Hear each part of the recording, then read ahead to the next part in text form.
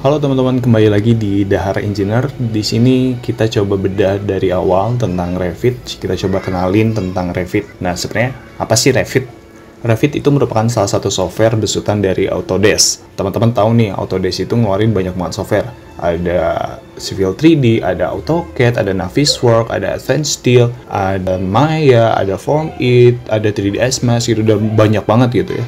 Nah, salah satunya itu Revit gitu. Nah, terus fungsinya Revit itu apaan sih? Nah, kalau teman-teman tahu, di dunia konstruksi itu ada yang namanya BIM atau Building Information Model gitu. Nah, Revit ini bisa banget menunjang teman-teman dalam hal tersebut gitu, karena dari setiap model yang ada, Revit itu memiliki informasi tentang model tersebut gitu. Nah, lingkupan Revit itu kayak gimana? Kalau lingkupan Revit sebenarnya ada di dunia bangunan gedung gitu, tapi secara lebih advance itu bisa membantu teman-teman dalam memodelkan sebuah kawasan, jalan, jembatan, dan lain-lain gitu ya, sesuai dengan imajinasi, kebutuhan, dan kemampuan teman-teman tentunya gitu kan. Nah, output dari Revit itu sendiri tuh apa sih gitu ya? Nah, di sini aku ada salah satu contoh model, di mana ini ada model 3D-nya. Sebenarnya model 3D kayak gini tuh teman-teman bisa kan ngebuat dari SketchUp dan lain-lain. Cuma disayangkannya dari software tersebut kurang begitu bisa menampilkan informasi tentang model-model yang ada di Revit ini. Dari setiap model yang ada, mereka itu memiliki informasinya masing-masing gitu. Nah, nggak cuma dari model 3D doang gitu. Dari model 3D ini teman-teman bisa juga ngeluarin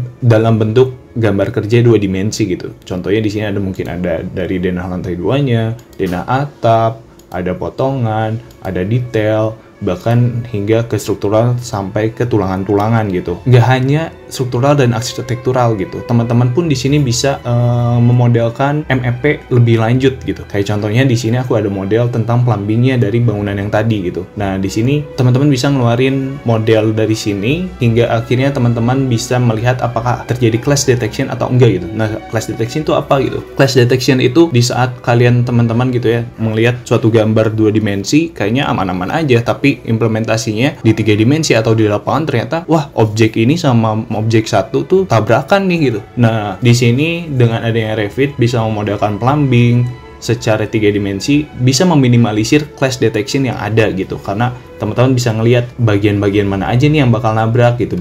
Nah, nggak hanya sekedar gambar, teman-teman bisa mengeluarkan berupa scheduling, quantity dari model-model yang ada gitu, yang selanjutnya mungkin ntar outputnya teman-teman untuk menghitung suatu biaya dari konstruksi bangunan tersebut gitu. Nah, terus cara kerja dari Revit itu sendiri tuh kayak gimana sih? Kita cuma model-modelin doang gitu, kita bentuk 3 dimensinya, ternyata nggak semudah itu teman-teman ya.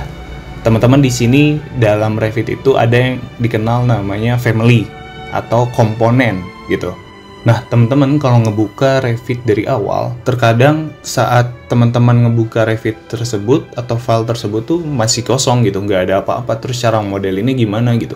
Kita butuh tadi yang namanya family gitu. Family merupakan komponen-komponen. Kayak contohnya di sini di bagian arsitektur ada wall, ada door, ada window, ada kolom, roof, ceiling, dan lain-lain gitu. Di struktur juga ada beam, wall, kolom, floor, truss, brace, beam system, slab, dan lain-lain gitu. Banyak banget di sini. Nah, teman-teman nggak bisa langsung buat, teman-teman butuh yang namanya family gitu. Family itu tadi merupakan sebuah komponen. Kayak contoh, ingin ngebuat suatu balok, teman-teman butuh nih di sini yang namanya family. Contoh di sini baru ada satu family gitu kan. Nah, di sini family ini tuh merupakan file terpisah dari Revit itu sendiri. Teman-teman harus ngedefine komponen tersebut sesuai dengan bagaimana mestinya gitu. Dan informasi apa saja yang bakal tertampilkan pada model tersebut atau pada objek tersebut gitu. Jadi teman-teman nggak bisa nih untuk kerja hanya melompong kosong tanpa adanya family gitu. Teman-teman butuh yang adanya family. Mungkin nanti kita bakal belajar lebih lanjut tentang apa sih family gitu ya, gimana cara nerapinnya dan lain-lainnya gitu. Tapi kurang lebih untuk cara kerja dari Revit itu sendiri tuh kayak gitu teman-teman. Nah, mungkin kayaknya itu aja perkenalan awal-awal tentang Revit. Mungkin selanjutnya juga bakal kita bahas tentang cara downloadnya di mana, cara aksesnya kayak gimana, dan lain-lainnya di next video. Tetap stay tune aja. Jangan lupa support juga dari akun ini. Kalau dirasa video ini cukup bermanfaat, Untuk teman-teman boleh banget nih di like, repost, share gitu. Jangan lupa juga follow akun ini. Dan tunggu juga nanti kadang-kadang aku live coba sharing-sharing tentang hal-hal di seputar dunia teknik sipil gitu. Mungkin gitu aja. Kalau ada yang kurang-kurang boleh banget tambahin di komentar di bawah ya. Mungkin sekian, salam sipil.